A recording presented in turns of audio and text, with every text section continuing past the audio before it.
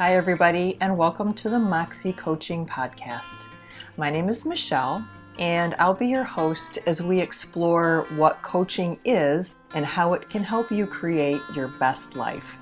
If you're anything like me, it's important to you to give back in some way.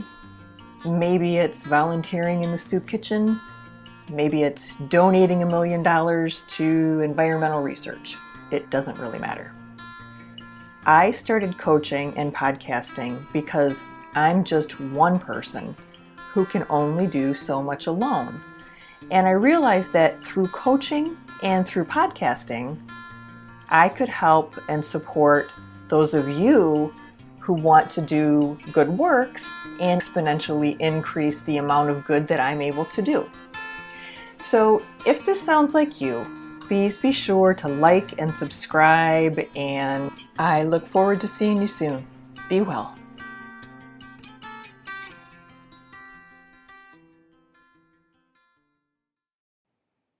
Hi, everyone. Welcome back to another episode of the Moxie Coaching podcast. We are finally there. We are on the last last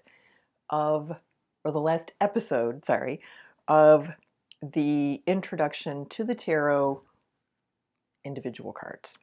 So today we are working on the tens, and from that point on, we're going to move on to some super fun stuff. Next week, I have a sample reading for you. The week after that, we're going to talk about how to answer a yes or no question in the tarot, even though I don't necessarily think the tarot is the best tool for that. A lot of people really like to use the tarot that way. So I will show you how to do that. Today, though, before we get started, I just wanted to let you know that we are still doing the free monthly drawing. However, I had everything set up in way too confusing a system. So what we're going to do is we're just going to make it super simple. If you're interested in entering the drawing for a free reading, you may enter once a month. There is a link on the Moxie Coaching website up at the top that says free readings. You just click on that, enter your information, and then you will be entered into that month's drawing. Because things got confused, and honestly because there hasn't been a ton of people who've signed up yet, we're just going to go ahead and extend it and do a drawing on the first podcast episode of the month of April. And then, assuming people are interested and people are taking advantage of it, we'll keep it going. If not, no problem. We'll pull it off. So that is still an offer out there for you. But today, like I said, we're going to be talking about the tens.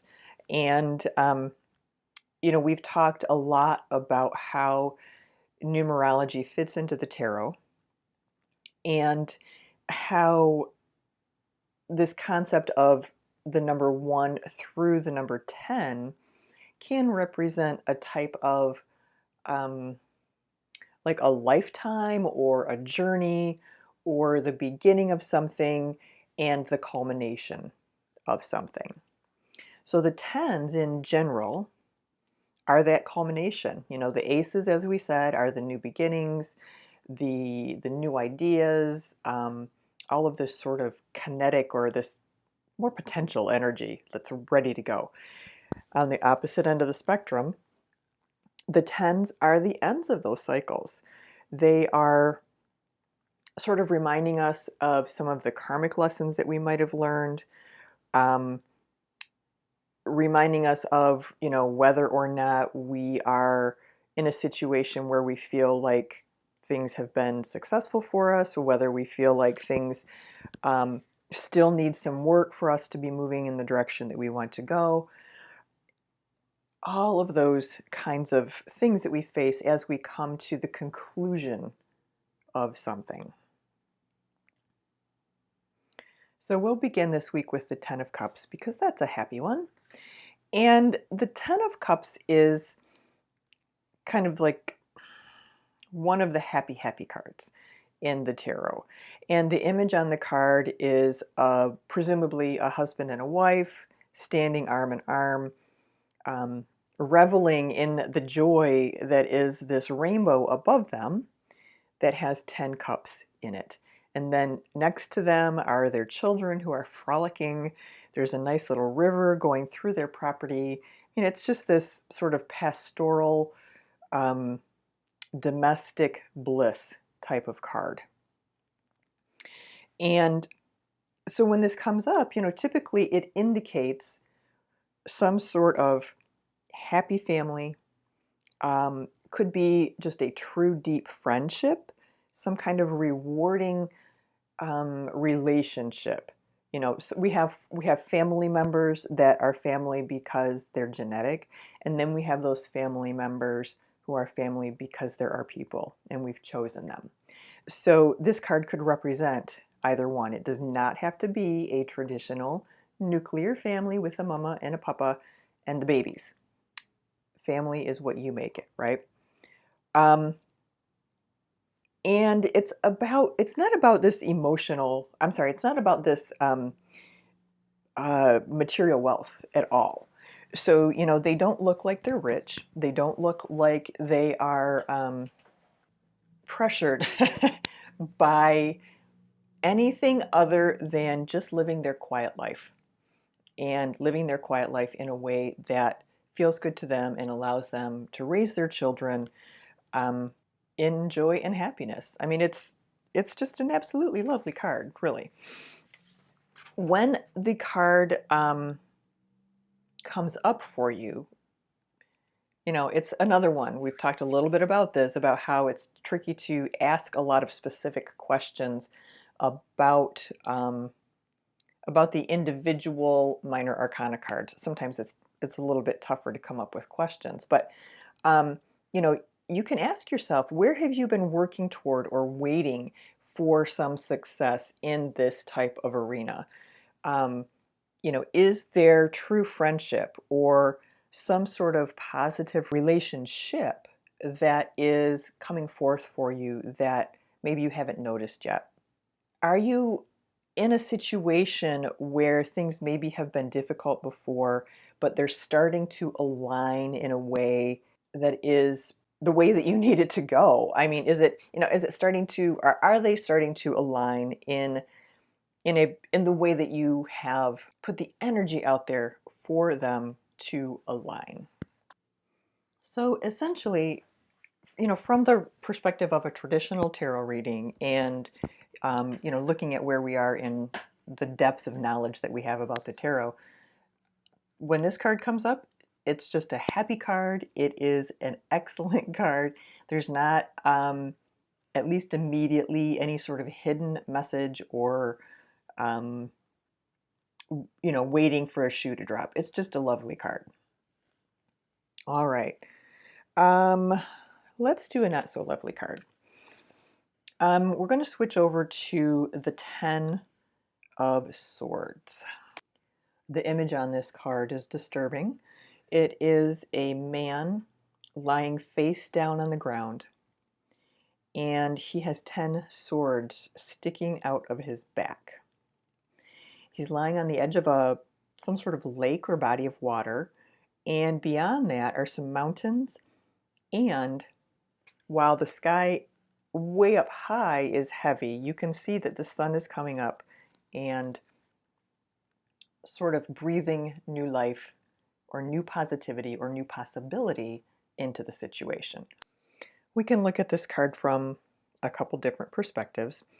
Can look at it as if, it's basically telling you you've hit your low point. You have, or things have transpired in a way that you can't keep moving forward any longer. It has to end. It has to change. Okay? Maybe you have experienced some misfortune. Maybe not quite so literally, but maybe in some way you have experienced some defeat, um, business defeat. Now remember, swords are thought, idea, that kind of thing. Um, so where is it that maybe you have experienced something less than success? Okay. Something else we need to consider with this card is the idea that they call it the curse of prominence. Basically, the higher up you are, the further you have to fall. And so, if we're looking at it, um, again, from a very traditional perspective, you may want to ask yourself, is there someone who is not pleased with my success, not pleased with where I am? And is it possible that that someone is causing some challenges or is considering or trying to cause some challenges? So basically, it's that, you have a target on your back because you're a big shot kind of vibe. Um, Often, though, it's not you know, this person has not been slain because they're a horrible person. So it's not like, they did something awful and now they're paying for it and, you've got your whole karmic cycle and yada yada. Not at all. Basically, this could be a really awesome person and they are just crushed. Absolutely crushed. Maybe their business has gone under. Maybe maybe a relationship that they've had for years has ended badly. Maybe someone they trusted has betrayed them in some way. So the card is a difficult one, but because of that little bit of sunshine in the background, it's helping us remember that it's kind of the life cycle again, right? There is a new day dawning, and there is new possibility that comes with every new day.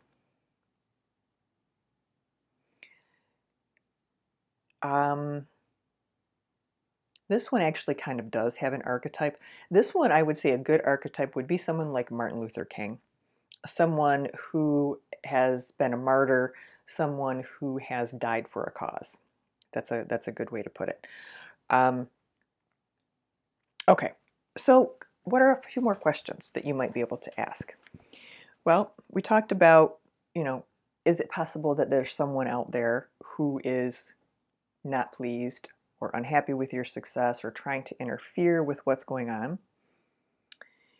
You can ask yourself, and this is not always an easy question to ask yourself when you are in that space, but ask yourself what you can learn from the situation. Like, okay, well, clearly, clearly yeah, things suck right now. And what is it that I can learn from this situation that will either help me prevent myself from making the same mistake in the future, or whatever it is to shift things so you don't end up in this situation again. Another question is, and again a difficult one admittedly, but how can you change this type of massive defeat so it's not so destructive to your life, your confidence, your whatever it is? How can you think differently about this situation? How can you shift things in a way that either is helping you to step out of this difficult situation, or if you're fortunate enough where you're getting this card ahead of time, what can you do to avert this type of difficult situation. You know, you could look at this card as a carrier pigeon that says, hey, yo, this is coming, and I just thought you might want to know that it's going to suck. So you might want to start thinking about how you want to handle it. And of course, you know, looking at that type of reading is a little bit more advanced, but it is, as you get to do this, you're really going to start to feel how these things blend and how it's all really flowy and malleable. It's fascinating. Okay, let's see. 10 of Wands. All right. The 10 of Wands is a card that you will also often will see come up for you or for someone else when there's a feeling of overwhelm, when there's a feeling of there is just too much to do and not enough time to do it, or too many tasks and too few people to help with that. The image on the card is of a man walking forward. He looks like an everyman, everyday guy, you know, not a wealthy guy. And he's walking forward toward a little town or a home or something. And in his arms are 10 very tall, awkward looking wands. And he kind of has his face buried in them in a way that it's like, seems like it would be hard for him to see. And so he's walking forward and he is like the camel, right? It's like if we put one more wand in this guy's hand, what is going to happen?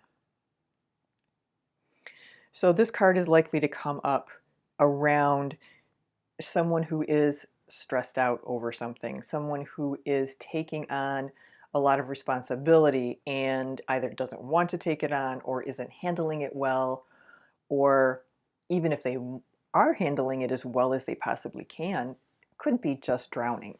You know, some people don't always ask for help. Um, so yeah, card is usually about just carrying some sort of big, heavy, oppressive load, trying to get something started, um, trying to get something moving, perhaps. They are wands after all. And because this guy's looking down, he can't see. He can't see what it is that he needs to do to remedy the situation. Maybe he needs to put the sticks down, reorganize them, and carry them in a different way. Maybe he needs to put the sticks down and go find someone to help him. You know, whatever it is, he's not able to see it. And so, you know, if this card comes up for you in a situation like this, where it's like, all right, yes, this is confirmation that I am overwhelmed, and it's asking me to take a look at whether or not I am being open and paying attention to whatever assistance might be available to me, or to simply looking at things by myself and trying to figure out a simpler remedy. The card could also be coming up if you are in the midst of something difficult. Perhaps you are a caretaker for someone who's ill. And, you know, this card could come up and just say, yes, we see you. We see what you are doing. We see how much you're struggling. As an indication, as an indication to take care of yourself, as an indication to remember to put your own oxygen mask on first. Could also be asking you, are you unnecessarily shouldering the burden of others? And I've talked about this in other podcasts. I think I even did a full episode on managing our energy. And especially right now, with everything that's going on in the world, then we add Ukraine on top of that. And 24 hours a day, 7 days a week, we are seeing the challenges and the disruptions and the death. And so this card could be saying, hey, you know what? Yes, things are difficult. And it is not your responsibility to take on everyone else's stuff as your own. You can certainly be there for other people. You can help other people. You can open your heart. You can be the most wonderful, compassionate person in the world. But it's so important that you maintain your own energetic sovereignty, your own separation, like your own little generator where nothing else is getting in, and you're able to keep the challenges, the difficulty, the sadness, the depression, whatever it is, in a place that's manageable. And so yeah, it's like, hey, you know, where do you need some help? What can other people do? It is time for you to not carry everybody's stuff. Okay? And again, you know, on the same topic, you know, it could just represent commitments and obligations. You know, I'm hoping to do a podcast episode on human design, but I just learned that I am what's called a human design projector. And projectors have a really difficult time getting out from under this feeling of others having huge expectations on them, even when the other people don't necessarily feel those expectations. It's a head game that we have. And so, you know, this is a great card for someone who is a projector, where it's like, you know, you feel like you are just so overwhelmed. You're feeling like you just basically can't take on anymore. And there's this weird hovering, I don't even know how to describe it. It's like it's a burden, I guess, is the only way to put it. It's like back in your head. Oh, did you do this? Oh, did you do that? Oh, have you finished this? Oh, have you finished that? Meaning that you might be someone who has a very difficult time letting go, turning it off, completely flipping the switch, and being done with work. Okay, so I think that gives you a little bit to chew on with this one.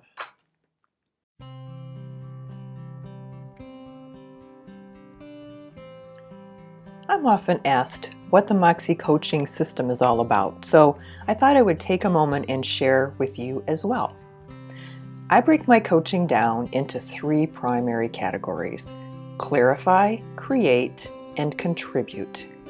Each phase has specific goals and objectives, but you can enter the process from wherever you are on your personal journey and choose the focus that feels right for you, or we can just go with the flow. Clarify is all about working with me to clarify who you are, who you want to be, and what is blocking you from getting there. In the create phase, it's much easier to move our lives forward in a positive direction when we're clear about who we are and what we want. So we take that information from clarify and all of those insights that you gained, and you take them to the next level. So what do you want to do with your newfound superpowers? Do you want to start a new business? Do you want to grow a current business? Maybe you're getting ready to retire and you're finally taking some time for yourself. How in the heck do you create the life and the lifestyle that feeds your soul? And then lastly is the contribute element. And in contribute, I use my background in business, education, and project management to help you actually create what it is that you decided you wanted to create in the earlier phase. Use of the tarot in my coaching sessions is completely optional, but for those who are interested, we do integrate using the tarot in a way that supports us and supports our learning what it is we need and how to get it. So that's a little bit about my coaching practice and how it works and my philosophy.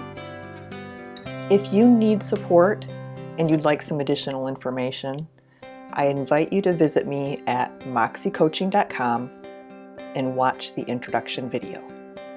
That's MOXXIE coaching.com. Thank you. Welcome back. We're going to finish up with the Ten of Pentacles. Ten of Pentacles is a lovely card. It's all about really just this sort of familial security, familial wealth.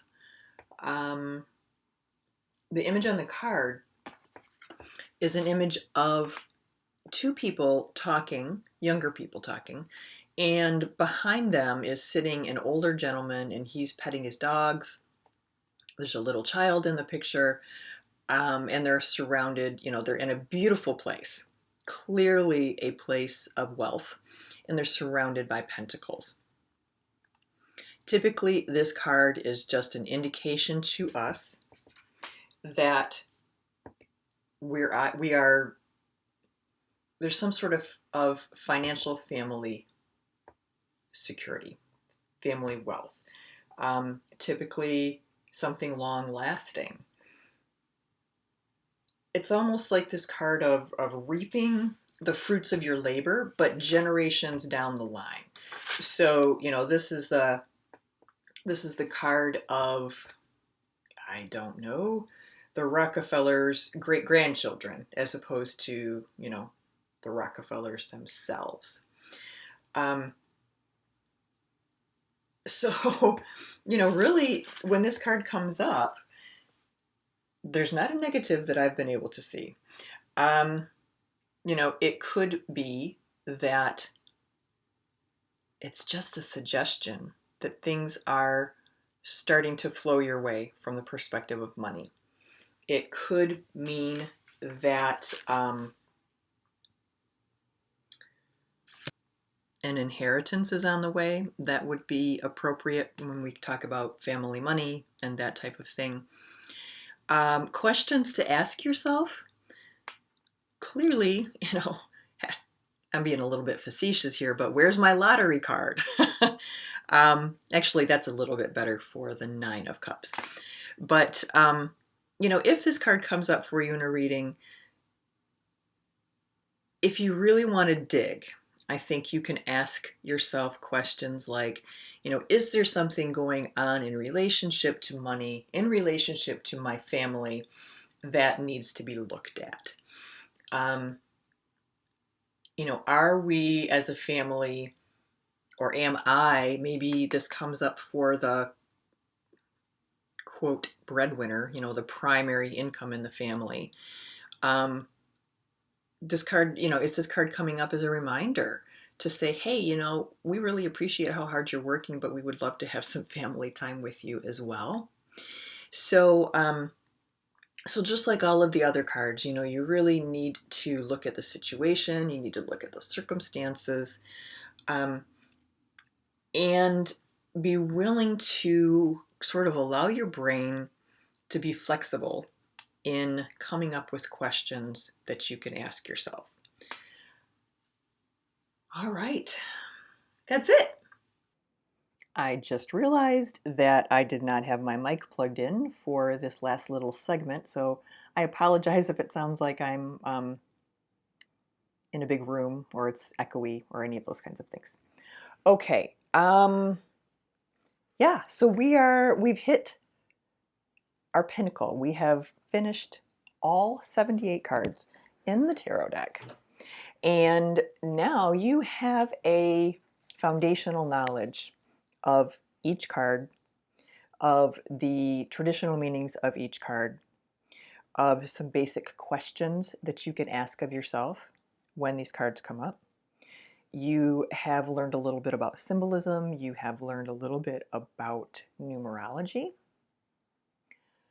And now you can take all of this information that you have and start to more powerfully work with it, right? I mean, I know that I've been telling you all along you can work with the cards, but until we get through all of them, it makes it a little bit tricky unless you're, which I assume most of you are, gathering tarot information from other places. But my whole point being that now that we have this foundational work done, we can dig into some of the practical aspects of the tarot. We can start answering questions that people have about why this, that, or the other. And I am super, super, super excited. I've got so many ideas. So that's that. As I said, next week will be, the episode is going to be the audio from a private tarot reading that I did for someone, because I want you to start getting a feel for how different people read.